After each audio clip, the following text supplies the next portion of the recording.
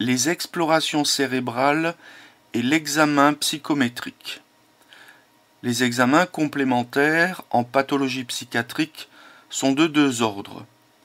Le premier rentre dans le bilan de la pathologie psychiatrique ou oriente la thérapeutique. Le second s'intègre dans les protocoles de recherche. Il convient de séparer les explorations cérébrales de l'examen psychométrique, car les deux bilans s'opposent en tout. Les indications des explorations cérébrales sont relativement rares en pathologie psychiatrique. Elles sont surtout utilisées dans le cadre du diagnostic différentiel. En contrepartie, c'est un axe de recherche très important. L'examen psychométrique est, en revanche, presque un examen de routine dans la pathologie psychiatrique. Il s'intègre au bilan diagnostique et oriente la prise en charge psychothérapeutique. Nous n'aborderons pas l'examen neuropsychologique, bien que les atteintes cognitives soient très présentes dans les pathologies psychiatriques. Donc nous n'aborderons pas l'examen neuropsychologique, bien que les atteintes cognitives soient très présentes dans les pathologies psychiatriques. Les explorations cérébrales. Les examens complémentaires explorant la morphologie ou les fonctions cérébrales se résument à deux buts. Le premier consiste à éliminer une pathologie neurologique ou neuropsychiatrique. Le second à élaborer des protocoles de recherche morphologiques, fonctionnels ou psychopharmacologiques. Les explorations électrophysiologiques, EEG et PE. L'activité cérébrale se manifeste par une activité électrique. Les dipôles électriques sont enregistrés à l'aide d'électrodes placées à la surface du scalp ou en profondeur dans la substance nerveuse. La forme la plus simple d'enregistrement est l'électroencéphalogramme, EEG, qui enregistre une différence de potentiel entre deux électrodes, l'une active et l'autre de référence, de façon totalement achromatique. L'activité résultante correspond à des rythmes de fréquence variables qui se mesurent en Hz ou cycles par seconde. Clinique. Si l'électroencéphalogramme est beaucoup moins demandé actuellement en psychiatrie, il reste indiqué pour éliminer certaines pathologies aux confins de la neurologie et de la psychiatrie. Tels sont les syndromes épileptiques, tumoraux à manifestation psychiatrique ou démentielle. L'aspect caractéristique en pointe onde de l'épilepsie permet de le différencier d'un syndrome de Briquet ou d'une épilepsie hystérique. Les difficultés diagnostiques entre les deux syndromes, parfois associés, peuvent bénéficier des résultats obtenus par un EEG de sommeil, donc un électroencéphalogramme de sommeil, voire d'un enregistrement encéphaloélectrogramme, voire d'un enregistrement EEG vidéo dans certains services spécialisés. Donc les difficultés diagnostiques entre les deux syndromes, parfois associés, peuvent bénéficier des résultats obtenus par un EEG de sommeil, voire d'un enregistrement EEG vidéo dans certains services spécialisés. Sur le plan thérapeutique, l'EEG rentre dans le cadre du bilan présismothérapique. Il permet de rechercher une pathologie neurologique épileptique ou tumorale qui contre-indique cette thérapeutique. Il est conseillé dans le bilan d'un traitement par lithium. Toute perturbation EEG sous lithothérapie doit faire arrêter cette thérapeutique. Pharmacologie. La prise de médicaments perturbe l'enregistrement électrique du cortex cérébral. Il est donc indispensable pour interpréter un EEG de connaître les médicaments administrés et leur posologie. Les variations de l'enregistrement EEG lors de l'absorption de drogues psychotropes sont à l'origine d'études de psychopharmacologie. La cartographie EEG est une représentation graphique de l'activité électrique cérébrale par transformation des résultats enregistrés au niveau de chaque électrode en données exprimées selon une échelle de couleurs. Cette technique trouve des applications en pharmacologie humaine en permettant de définir les paramètres pharmacodynamiques d'une substance psychoactive. Biodisponibilité, effets fonctionnels, profil d'activité. Recherche. De nombreuses études ont recherché des anomalies EEG dans les syndromes psychiatriques, mais aucun résultat n'est pathognomonique d'une pathologie. Si l'on admet que l'EEG est un reflet de l'activité électrique du cerveau, toute cause qui modifie l'activité cérébrale doit modifier l'enregistrement EEG. Les potentiels évoqués, PE, correspondent à la modification de l'enregistrement EEG provoqué par une stimulation sensorielle. Il existe des PE visuels, PEV, donc PEV, potentiel évoqué visuel.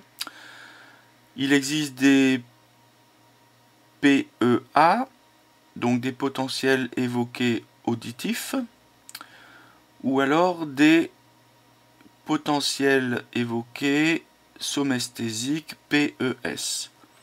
Donc PES, potentiel évoqué somesthésique, PEA, potentiel évoqué auditif, PE, potentiel évoqué visuel. L'amplitude des PE, donc l'amplitude des potentiels évoqués, est faible et se calcule en dizaines de millivolts. Elle n'est dès lors décelable à travers le bruit de fond de l'EEG qu'avec l'emploi d'un artifice de calcul, la méthode de Moyen-Âge. Par définition, le PE est provoqué par un stimulus. Il existe un délai d'apparition ou temps de latence entre le stimulus et l'activité électrique s'y rapportant. Ce temps de latence, calculé en millisecondes, permet de différencier les potentiels entre eux. Les PE, donc les potentiels évoqués, sont enregistrés de façon totalement atraumatique selon une technique similaire à l'électroencéphalogramme EEG, soit par électrode implantée dans la substance cérébrale. Cette dernière technique n'est bien sûr employée que dans des circonstances préopératoires chez l'homme, entre parenthèses maladie de Parkinson, épilepsie, etc., ou expérimentale chez l'animal. Il faut différencier les PE exogènes qui sont déclenchés par un stimulus extérieur, comme des flashs lumineux, manifestations sonores, etc. Donc il faut les différencier des PE internes, correspondant à la réaction psychologique du sujet face à des stimulations exogènes. Ces derniers sont appelés PE endogènes ou cognitifs. Les potentiels liés aux événements correspondent aux modifications de voltage qui se produisent un certain temps avant, pendant et après un événement qui survient dans l'environnement physique ou dans le monde psychologique du sujet. On peut différencier les PE cognitifs précoces, tardifs et la variation contingente négative. Les PE cognitifs précoces reflètent l'attention portée par le sujet à un stimulus. Ce potentiel surviendrait très précocement comme amorçage en attente du signal. Des anomalies des PE précoces ont été rapportées dans les troubles obsessionnels compulsifs, entre parenthèses TOC, donc troubles obsessionnels compulsifs, lors de stimulations visuelles et auditives. Les PE tardifs apparaissent lors de la survenue d'un stimulus rare au sein d'une séquence de stimuli semblables, entre parenthèses P300, ou lors de l'apparition d'un mot incongru à la fin d'une phrase, entre parenthèses N400.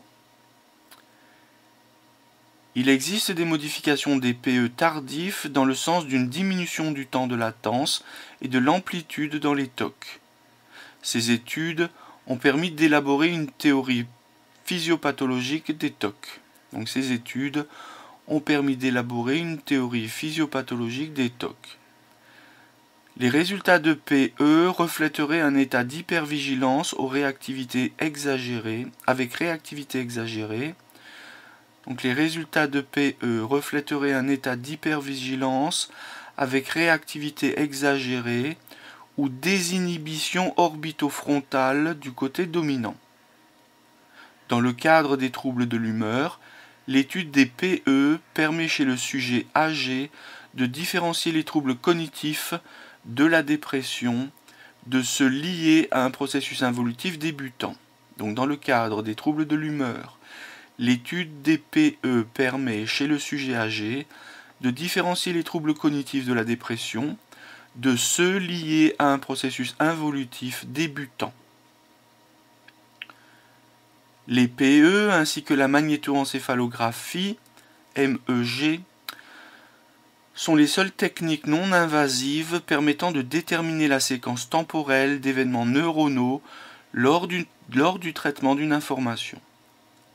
Cette activité, enregistrée en surface du scalp, ne donne pas une localisation spatiale précise. Les PE, enregistrés grâce à des électrodes multiples implantées dans la substance nerveuse, ont permis de localiser avec précision des populations neuronales présentant des composantes P300, N200 et MMN. Entre parenthèses, mismatch negativity. Excusez mon anglais. Cette dernière activité a été retrouvée plus spécialement dans les aires 21 et 42 de Brodmann, situées dans le cortex temporal chez des sujets atteints de TOC.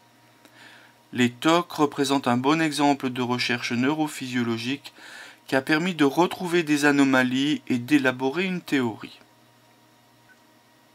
Il faut souligner que ces examens ne peuvent être utilisés que dans le cadre de la recherche. Aucune application clinique n'est actuellement possible, mais l'évolution des techniques étant rapide, on peut espérer dans un avenir proche des retombées pratiques. Tomodensitométrie. Tomodensitométrie TDM. La tomodensitométrie par rayon X mesure les rayons absorbés par l'objet examiné. Clinique. La TDM est un examen prescrit fréquemment actuellement dans l'ensemble de la pathologie médicale et chirurgicale. Son intérêt en psychiatrie se résume pourtant à éliminer une pathologie neurologique. Il est donc indiqué dès qu'un signe d'appel invite à une telle prescription pour éliminer une pathologie tumorale ou vasculaire curable. Il est pratiqué dans le bilan des syndromes dégénératifs démentiels.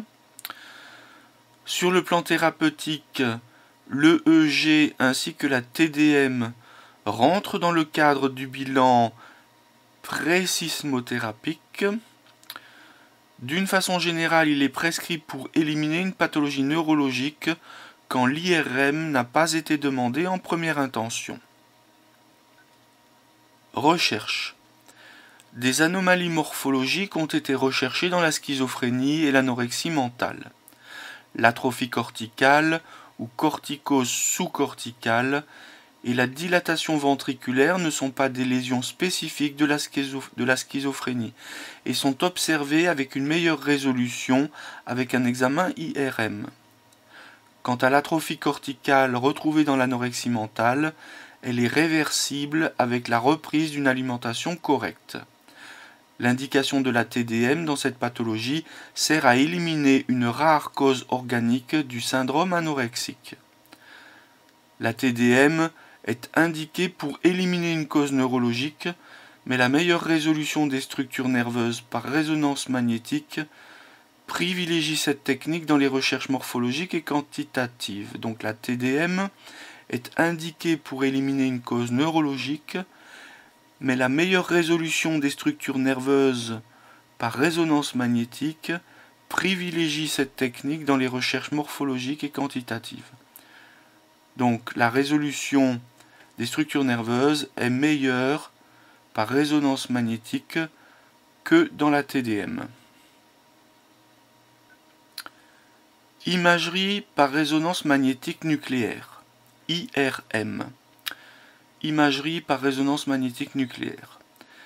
L'imagerie par résonance magnétique est fondée sur la propriété qu'ont certains noyaux d'absorber sélectivement de l'énergie. Le noyau d'hydrogène est le plus abondant dans l'organisme. Il ne possède qu'un seul proton, tournant sur lui-même. Il peut être assimilé à un petit aimant présentant un moment magnétique intrinsèque lié à son spin. L'imagerie par résonance magnétique est aussi appelée imagerie protonique car elle utilise les propriétés des molécules d'hydrogène qui peuvent être assimilées à des dipôles magnétiques. Donc l'imagerie par résonance magnétique est fondée sur la propriété qu'ont certains noyaux d'absorber sélectivement de l'énergie. Le noyau d'hydrogène est le plus abondant de l'organisme. Il ne possède qu'un seul proton tournant sur lui-même. Il peut être assimilé à un petit aimant présentant un moment magnétique intrinsèque lié à son spin. L'imagerie par résonance magnétique est aussi appelée imagerie protonique car elle utilise les propriétés des molécules d'hydrogène qui peuvent être assimilées à des dipôles magnétiques. Clinique. Peu de travaux décrivent l'intérêt clinique de l'IRM dans la pathologie mentale. Cet examen nous paraît toutefois indiqué dans certaines circonstances bien précises.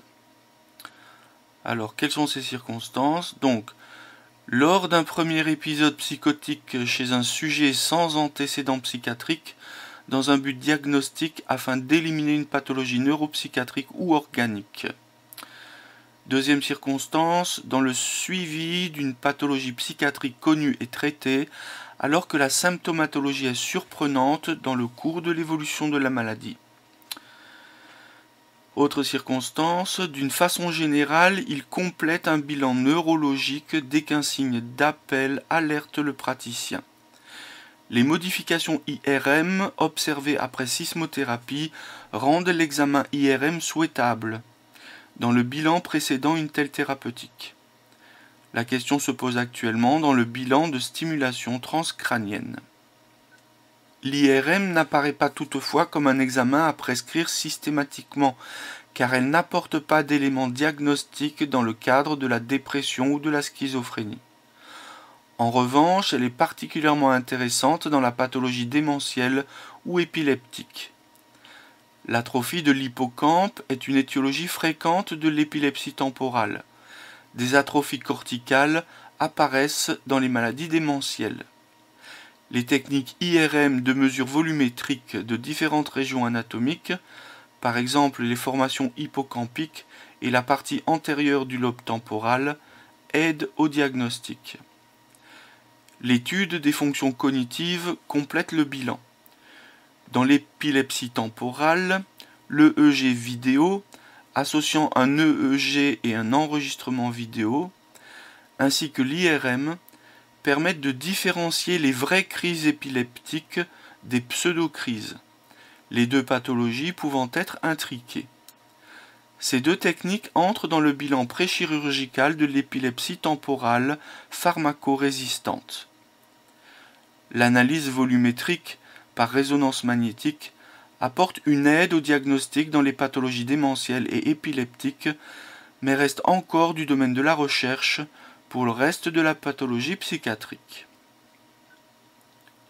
Recherche.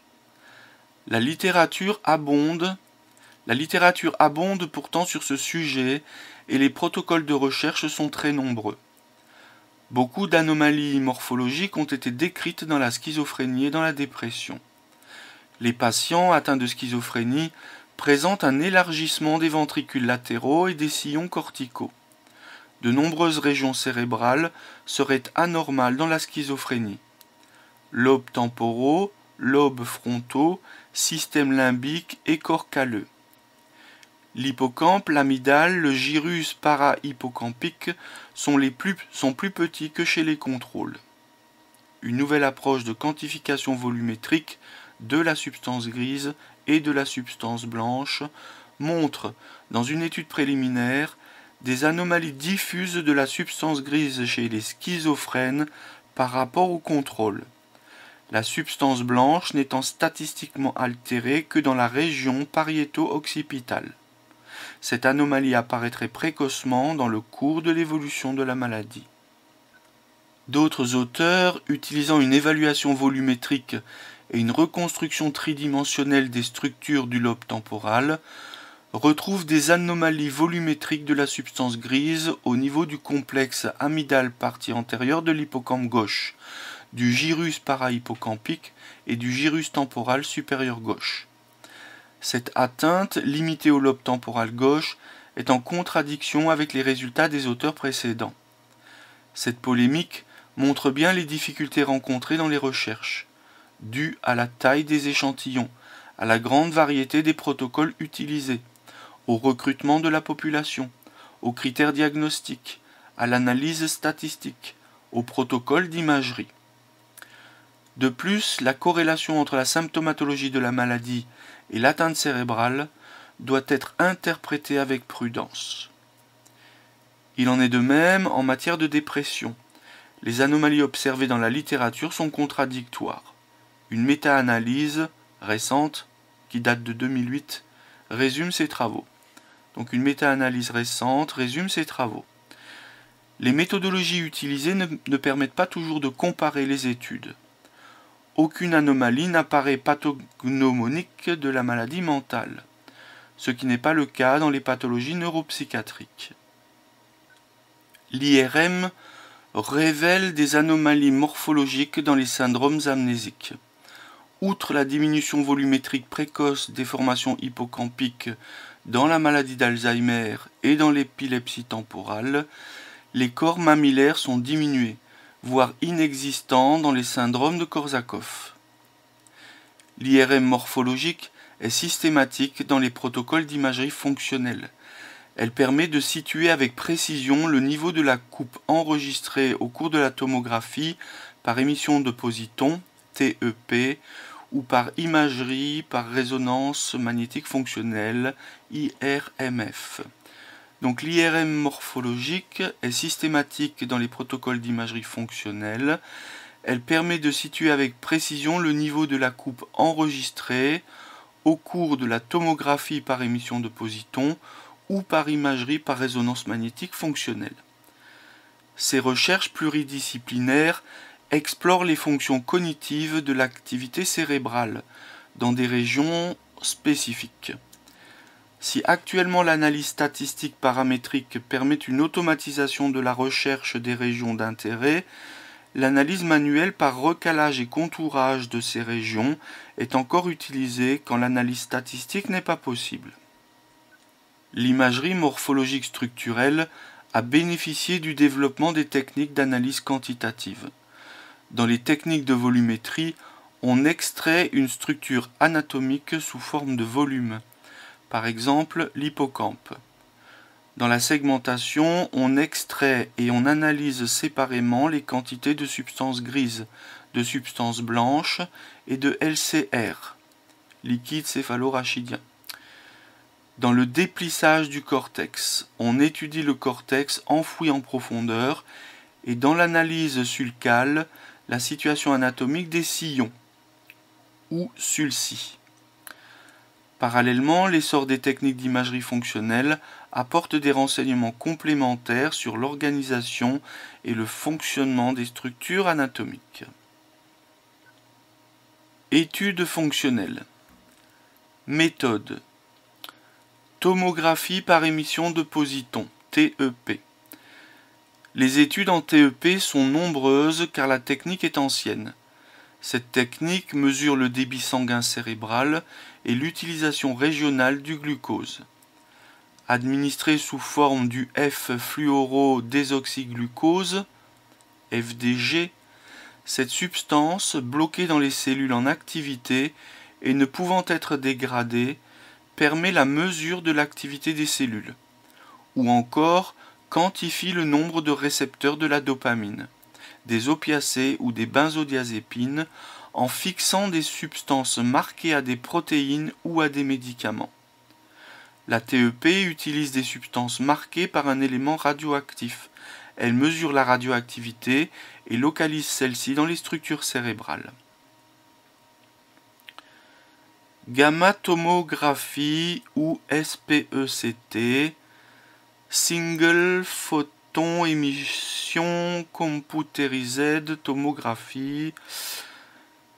Mon anglais est de nouveau soumis à rude épreuve, donc gamma-tomographie ou SPECT, Single Photon Emission Computerized Tomography, bref.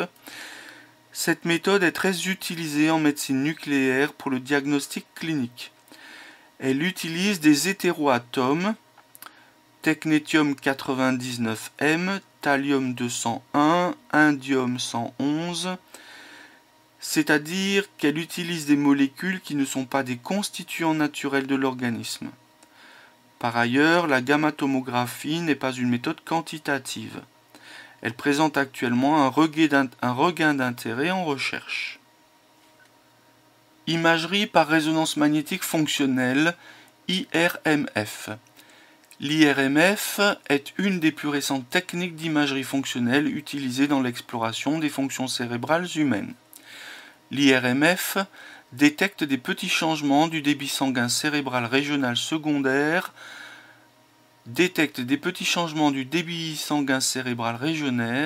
régional secondaire à une activité physiologique du cortex cérébral de l'ordre de 10 à 100 millisecondes. Donc l'IRMF détecte des petits changements du débit sanguin cérébral régional secondaire à une activité physiologique du cortex cérébral de l'ordre de 10 à 100 millisecondes, je vais y arriver.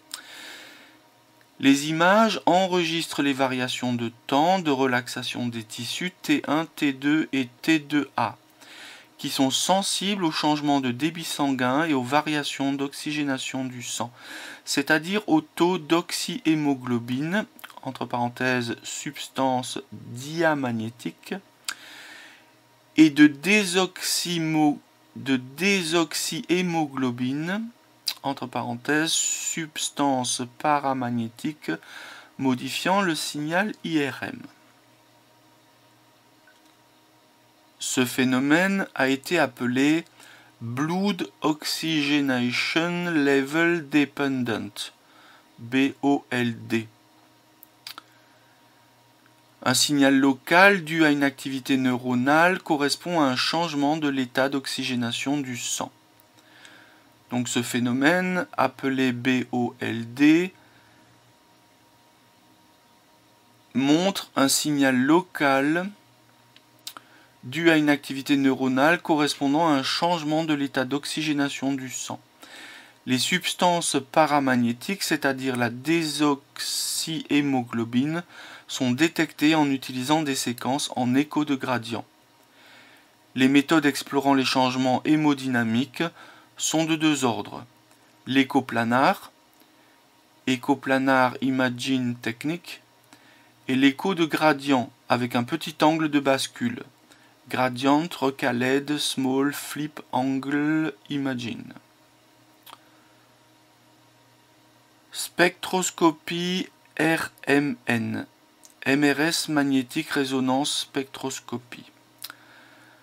La spectroscopie RMN permet de détecter dans des volumes de cerveau relativement importants des composés contenant soit du phosphore, soit de l'hydrogène, à condition d'être présents à des concentrations millimolaires. Il est possible de localiser les pics de choline, de créatine ou de l'acide N-acétylaspartique dans les spectres de protons ou au contraire les pics de l'ATP, de la phosphocréatinine, des phosphodiesters et des phosphates inorganiques dans les spectres du phosphore. Imagerie de diffusion-perfusion.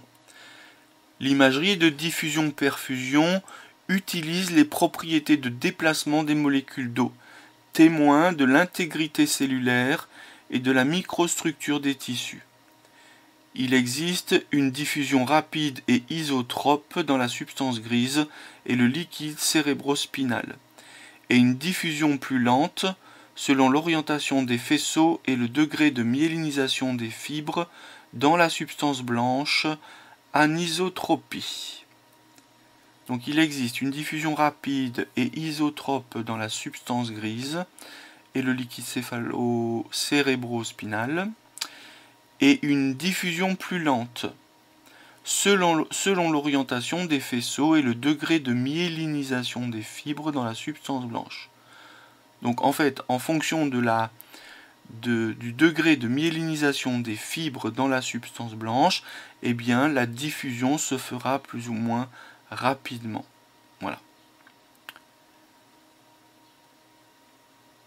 L'intérêt de la méthode dite du tracking est d'étudier les faisceaux de substances blanches et donc les connexions anatomiques entre les différentes structures cérébrales.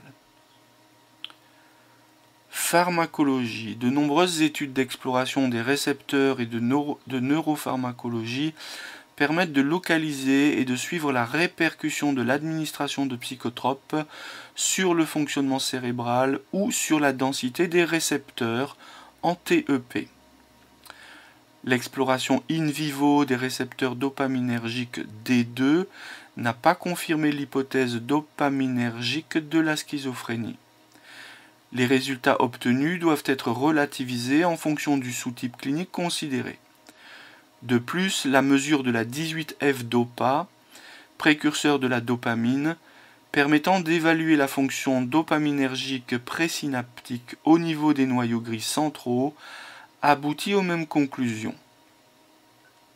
L'évaluation du comportement des psychotropes au niveau du système nerveux central amène à des conclusions intéressantes quant à la façon d'administrer les antipsychotiques et ouvre ainsi un autre domaine d'intérêt des techniques d'imagerie fonctionnelle.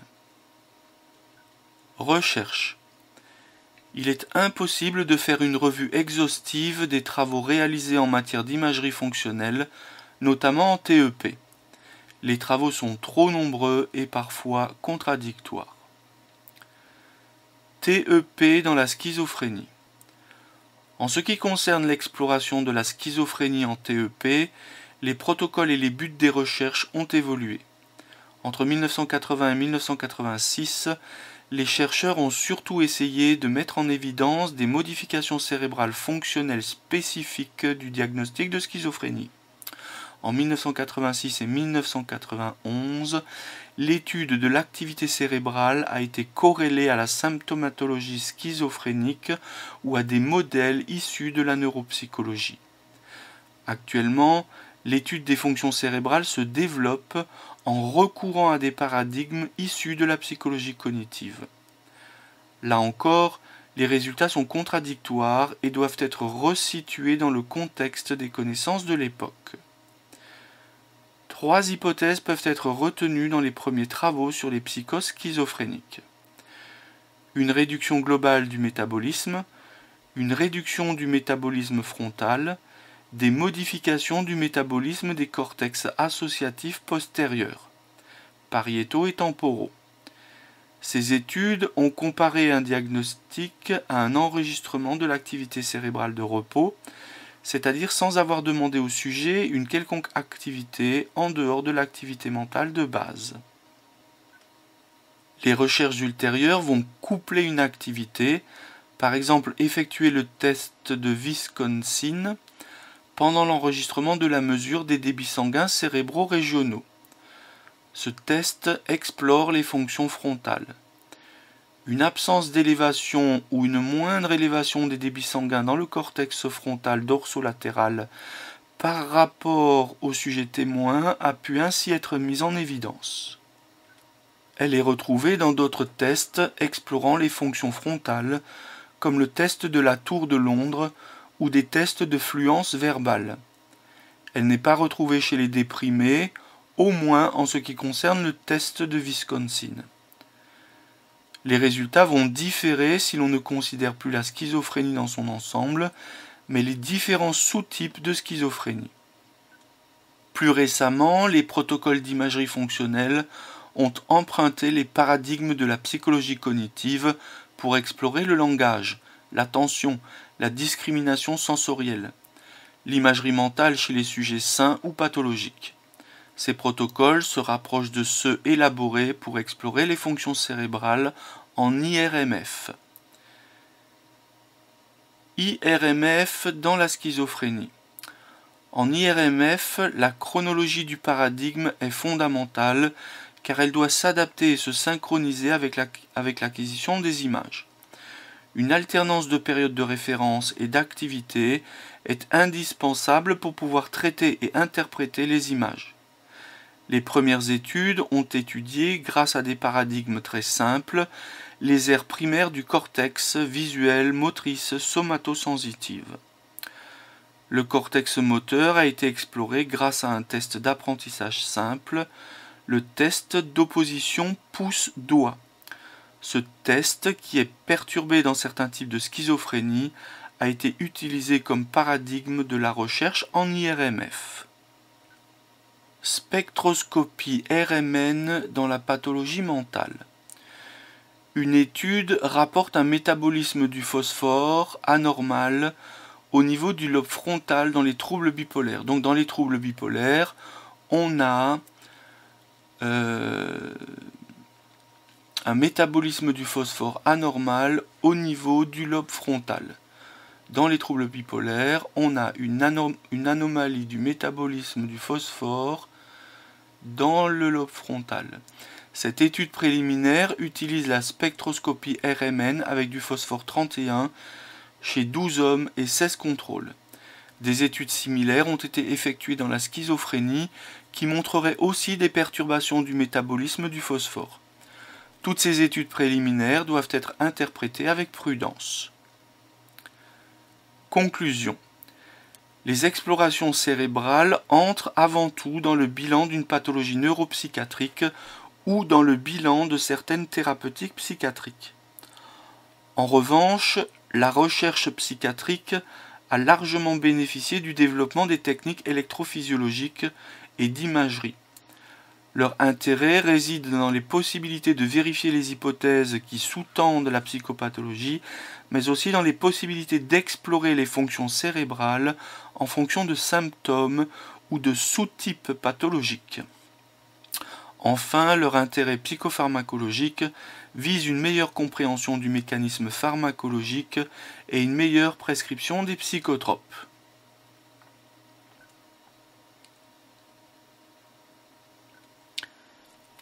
L'examen psychométrique. Donc l'examen psychométrique qui vient maintenant à la suite de ce chapitre sur les explorations cérébrales et l'examen psychiatrique. Cette suite sur l'examen psychométrique fera l'objet d'un autre fichier audio.